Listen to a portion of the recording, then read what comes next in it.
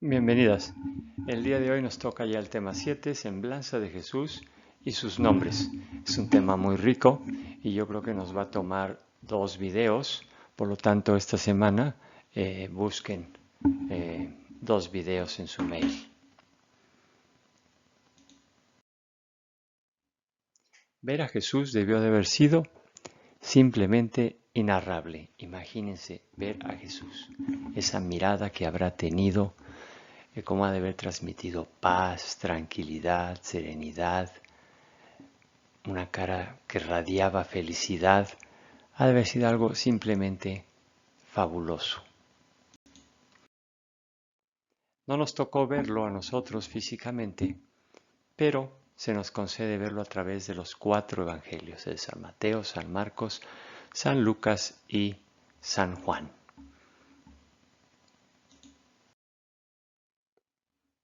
Analicemos a Cristo para comprender quién es.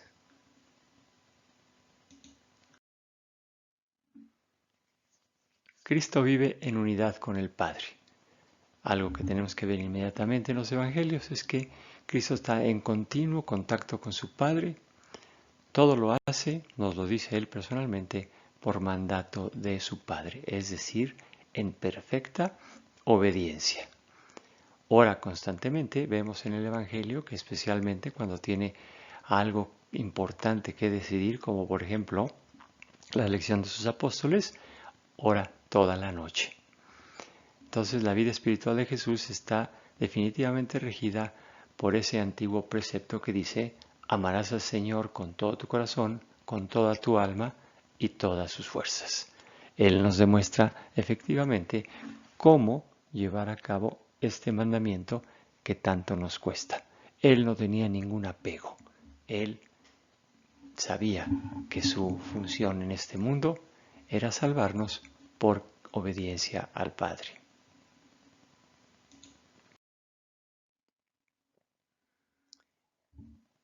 Su Padre es el punto de referencia de Jesús, es su riqueza, ofrece su jornada a Él, sus éxitos, sus fracasos, igual que como nosotros debemos hacer con Jesús. Acude a Él en los momentos más importantes y nos presenta a su Padre como el ideal de la santidad. Si se fijan, Él nunca se echa porras a Él mismo, sino todo lo contrario. Siempre dice que todo lo que hace, lo hace por el Padre o a través del Padre.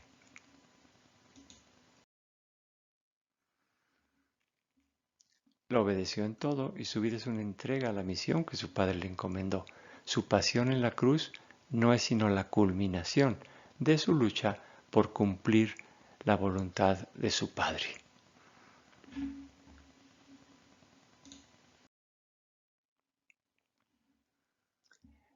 Su semblanza espiritual, ¿cuál es? Las primeras palabras suyas que conocemos son acerca del Padre.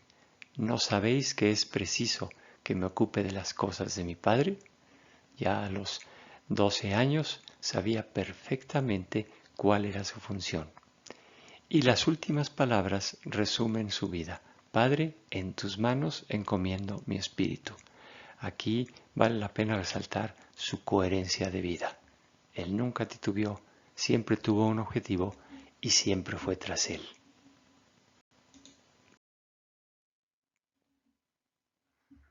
Él no cuenta, él está para servir.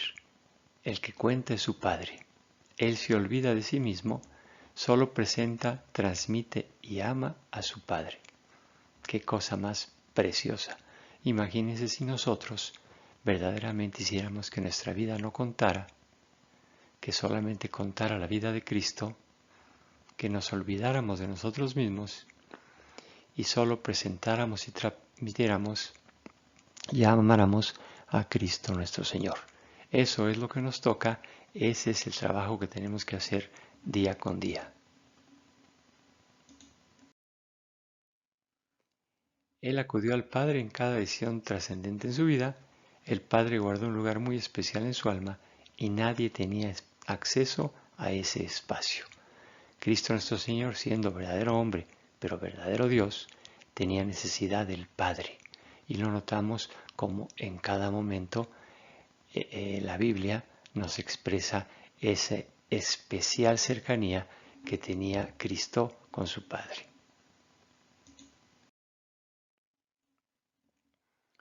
El Padre era su mundo, su realidad y su existencia. Su oración no es más que un compartir en común su vida tan fecunda. Él nos enseña precisamente cómo debemos de vivir. Es una feliz necesidad de descansar en el Padre. Es así como nosotros tenemos que tener la necesidad de hablar con Cristo todos los días, de contarle nuestras penas y sobre todo contarle nuestras alegrías. Es un compartir constante con su Padre amado. Porque cuando tienes a alguien a quien amas, verdaderamente le quieres compartir absolutamente todo. Y si no, acuérdense, cuando estábamos noviando, no pensábamos en otra cosa y todo el tiempo estábamos en contacto con el ser que tanto queríamos.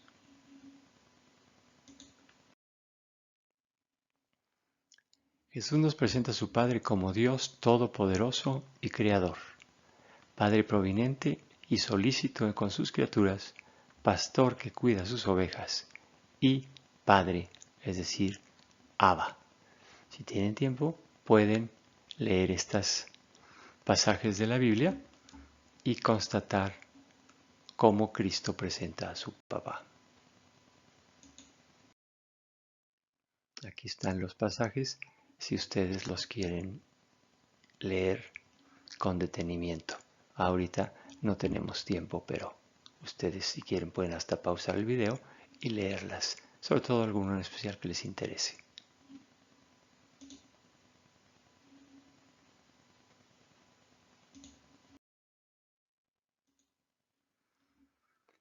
Si yo ocupo el lugar de Cristo y Cristo de Dios, el de Dios Padre, luego entonces, ¿dónde me encuentro yo en mi relación con Jesús? Vayan para atrás y analicen punto por punto lo expuesto anteriormente y elige tu punto fuerte y tu punto débil.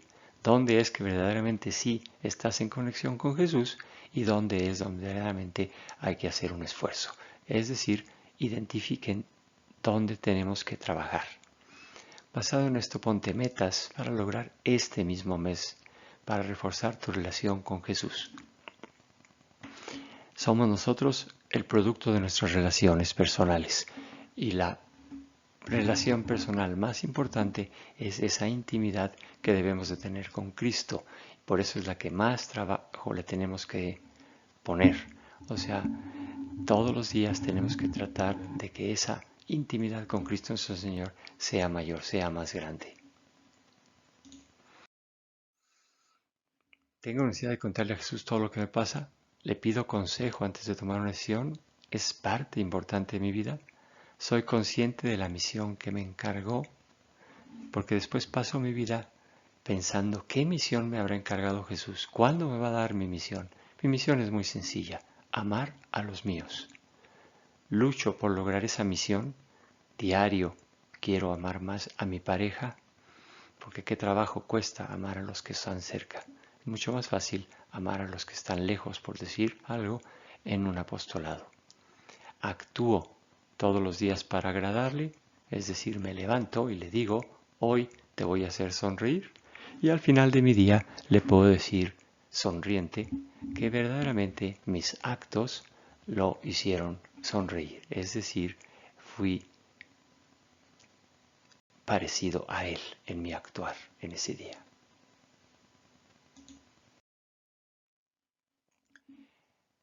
Creo que en medida que vayamos meditando la relación de Jesús y su Padre, tendremos más claro el objetivo de nuestra vida.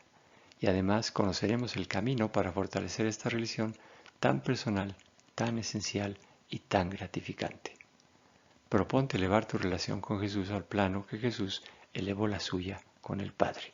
Pero eso sí, un escalón a la vez. No podemos de repente ser el mejor amigo del Padre si lo tenemos medio olvidado. Entonces, elevemos esa relación un escalón diario, pero pongámonos metas fijas, alcanzables y medibles. De otra manera, se vuelve un abstracto que definitivamente no podemos medir y por lo tanto no podemos superarnos.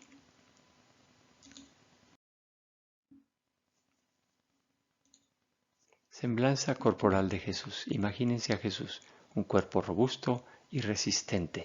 Caminaba de un lado al otro Nunca se nos dice que se haya enfermado, por lo tanto tenía que estar fuerte. Porte majestuoso y viril. Y mirándolos, dijo, ¿se imaginan que Dios te mirara a los ojos y te dijera, haz esto o no haz esto? Tenía ese porte tan majestuoso que cuántas veces no lo quisieron apedrear y él simplemente caminó entre ellos y se fue. Llegó al templo, tumbó las mesas y nadie le hizo nada. Equilibrado. En la pasión no hay más Señor que Cristo. Pasión en griego quiere decir sufrimiento, ¿sí? Y él supo cómo sufrir. No se quejó. Sabía que era su objetivo y que tenía que hacerlo para salvarnos. Entonces él en su vida fue siempre equilibrado. ¿Cuántas veces no llegaban los fariseos, los saduceos, a quererle poner un 4 y él simplemente contestaba audazmente y seguía su camino? No se irritaba. Ni en el templo se irritó. Recuerden cómo tumbó las mesas, etcétera, y después llega y abre las jaulas de los pajaritos una por una. Cuando está uno irritado, no tiene ese control siquiera para tener esa sensibilidad y poder abrir puertas de una jaula de unos pajaritos. Quiere decir que estaba completamente bajo control, pero lo que hizo lo hizo porque lo tenía que hacer, porque el celo lo devoraba. Sus últimas palabras en la cruz, donde perdona a sus enemigos, es un eco de esa paz interior. Nada de desahogos rabiosos, incontrolados, sino autonomía y perfecto control de sus actos. Porque Cristo nuestro Señor sabía lo que estaba haciendo, estaba 100% convencido y por lo tanto no se alteraba, seguía su ritmo, seguía su camino sin ninguna duda, como así debemos de hacer nosotros. Nuestro líder es Cristo nuestro Señor y siempre debemos de tratar de agradarlo. Todos nuestros actos deben de ir dirigidos a agradar a Cristo porque sabemos que eso nos va a llevar a ver algún día cara a cara a Dios nuestro Señor. Sano, ¿sí? No tenemos ningún pasaje donde se encuentre enfermo. Entonces, esa es la semblanza corporal, no tiene mucha importancia, pero sí siempre yo me he imaginado la majestuosidad de Cristo nuestro Señor, cómo se sentaba en el trono, más bien se sentaba a predicar como si tuviera autoridad, dicen los evangelistas, ¿no? Entonces, debe haber sido algo fabuloso. ¿Cuál es su semblanza moral? San Pedro y San Pablo nos dicen, no hubo pecado en él, ni engaño en su boca. Santo, inmaculado y apartado de los pecados. Probado en todo, igual que nosotros, excepto en el pecado. Entonces Cristo nuestro Señor era de una moral intachable, puesto que tenía una templanza y una fortaleza inigualable.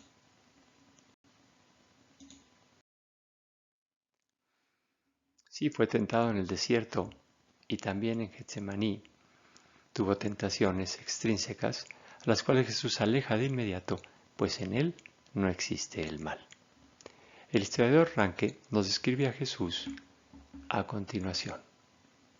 Nada más inocente, más sublime y más santo ha existido en la tierra que la conducta de Cristo, su vida y su muerte. En cada una de estas sentencias sopla el puro aliento de Dios. Son palabras de vida eterna. El género humano no tiene recuerdo alguno que pueda ni de lejos compararse con este. Ranke fue un historiador alemán del siglo XIX, padre de la historia científica. Entonces vean cómo él lo describe perfectamente como debemos de leer el Evangelio. Debemos de leer el Evangelio para descubrir a este Cristo magnífico, con una conducta, una vida y una muerte intachable. Podemos decir perfecta. Jesús es el ideal ético de todos los tiempos y de todas las civilizaciones. Siempre hizo lo que tenía que hacer, siempre fue coherente con lo que dijo y sus actos.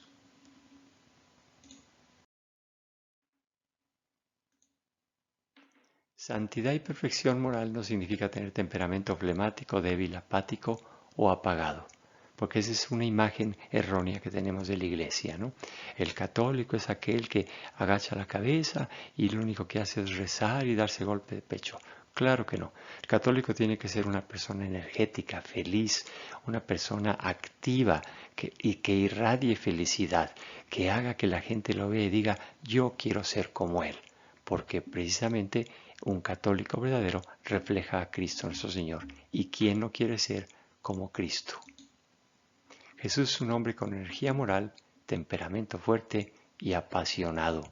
Nunca se quedó callado, siempre dijo lo que tenía que decir, sin importarle las consecuencias. Cuando esté en juego la gloria del Padre, la honestidad y honradez, no duda en airarse. Sí, dice las cosas fuerte y directas, porque Él no se anda con rodeos. Eso de lo políticamente correcto no va con Cristo nuestro Señor, porque eso es políticamente correcto e hipocresía cobardía, van de la mano. Hay que decir lo que se tiene que decir, porque tenemos que caminar por el camino que Cristo caminó. No tolera la mentira, la falsedad ni la doble cara. Ese es Cristo nuestro Señor. Aún Pedro, siendo Pedro, ¿cómo lo corregía cuando Pedro se equivocaba?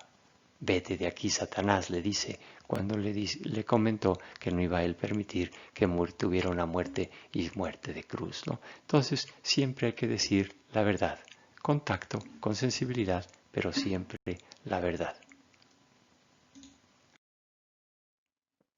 Podemos imaginarlo con los ojos llameantes, los labios trémulos y las mejillas abrasadas, porque el celo de la casa de su padre le consume. Jesús no se queda en medias tintas. Recuerden Apocalipsis Pi 3:14-16, porque sois tibio, os vomito de mi boca. Su ira no va contra las personas, sino contra la actitud hipócrita y doble de esa gente dirigente.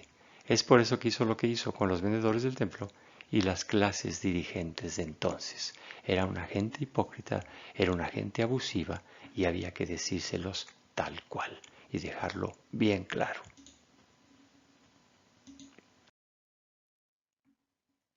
¿Cómo actuamos nosotros ante las injusticias? ¿Callando, mirando al otro lado, apoyándola si nos conviene, o verdaderamente hablando contra ella, oponiéndonos aunque salga yo perjudicado? ¿Firmé la circular el otro día? ¿Pasé el email que me mandaron? ¿O simplemente digo, qué flojera, y le doy enter? ¿Verdad?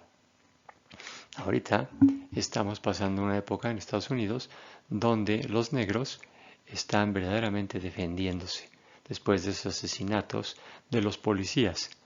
En el básquetbol, por ejemplo, dejaron de jugar uno de sus juegos de playoffs para protestar por esa violencia que existe contra ellos en las calles por parte de los policías. Eso es verdaderamente involucrarse por lo que verdaderamente vale la pena. ¿Sí? No es quedarse callado, todos ellos son millonarios, todos ellos tienen una vida sin mayor problema, pero se quieren dedicar a luchar por su gente, a pesar de lo más importante para ellos, que es el básquetbol.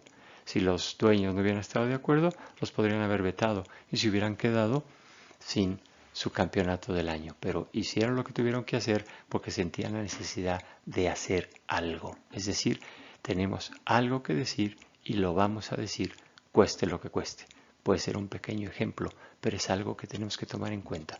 Cuando nosotros se nos está pisoteando, tenemos que salir a decirlo, que no se puede, que no se vale. Tenemos todos en el mundo hoy en día el aborto, por el cual hay que luchar, hay que pelear porque la gente entienda que aborto y asesinato es exactamente lo mismo.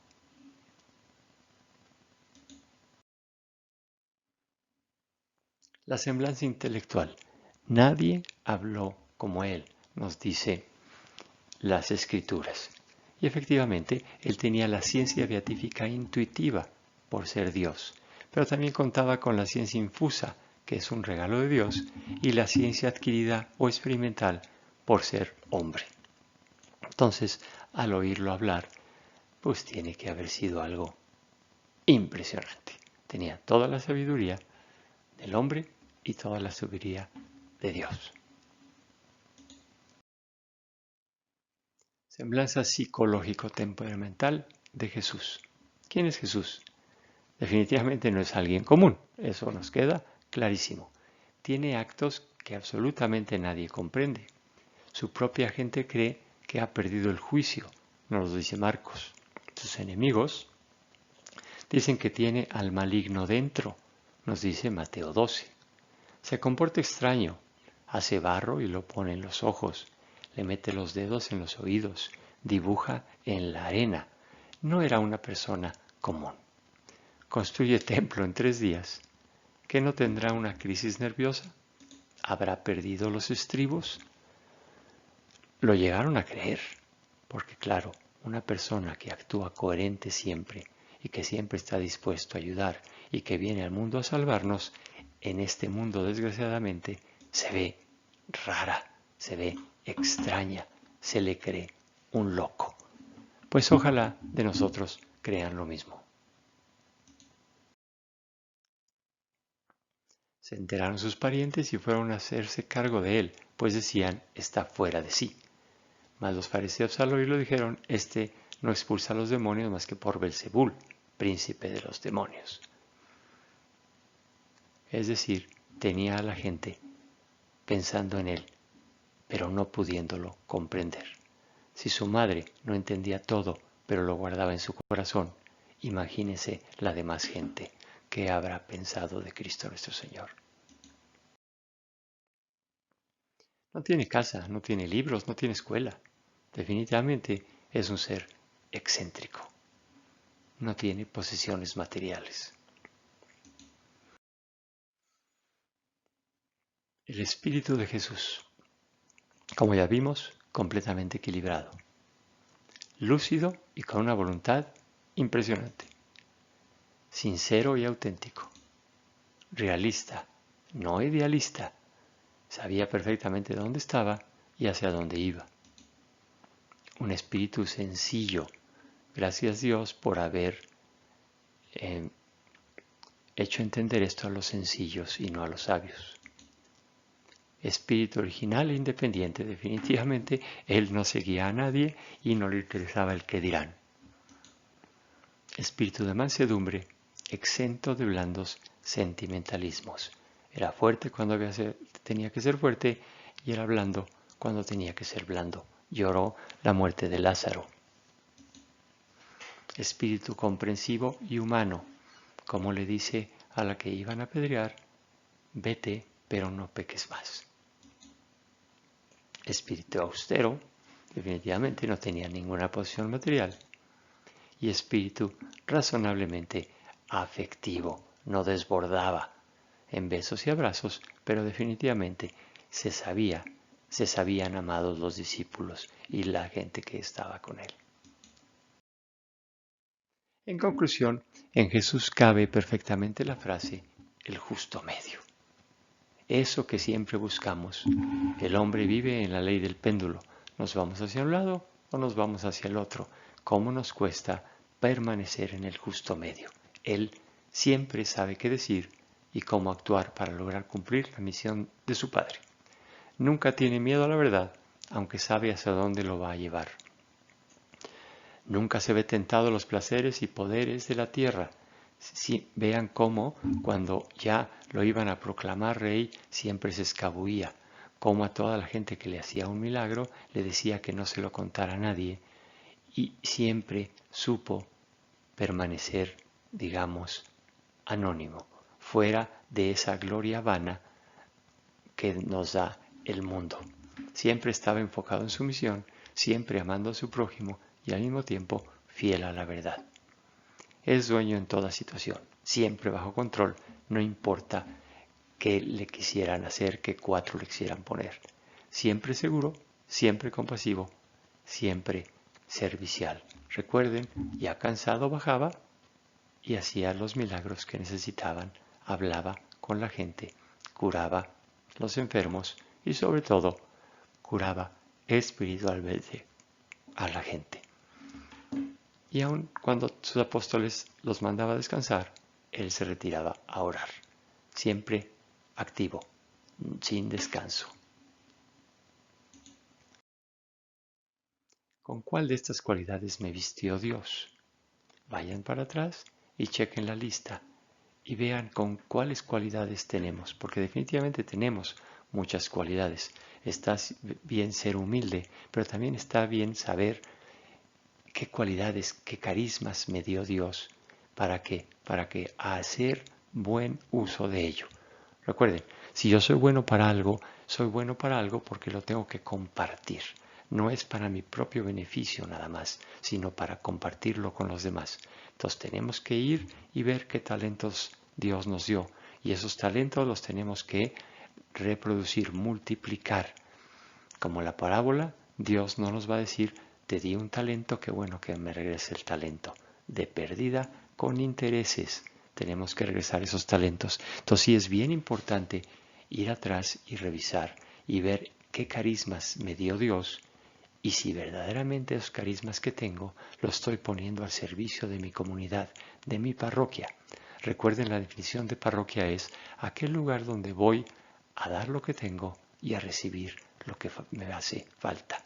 Si yo en mi parroquia llego con esa disposición y todos llegáramos con esa disposición, la parroquia sería el mejor lugar del mundo. Así está conformada nuestra iglesia. Y cuando los católicos entendamos la realidad que tenemos junto a nosotros, verdaderamente seremos felices y podremos decir lo que se decía de los primeros cristianos. Mira cómo se aman. Jesús, mi Dios, gracias nuevamente por mostrarte ante mí para poder conocer mi camino. Gracias por tu mensaje exigente y tu ayuda constante. Gracias por tu sencillez y claridad de concepto.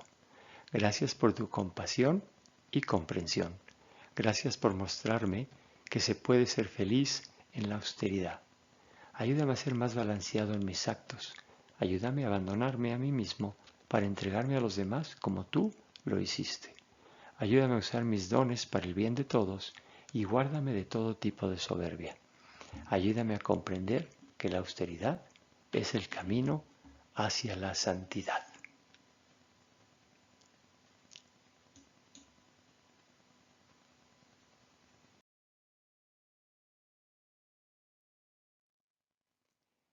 Ahora vamos a cortar este video aquí porque ya tiene 27 minutos y después se vuelve muy pesado. Y vamos a continuar en el siguiente video con los principales nombres de Jesús. Entonces recuerden de esta semana buscar 2 videos para el curso, no solamente uno. Gracias.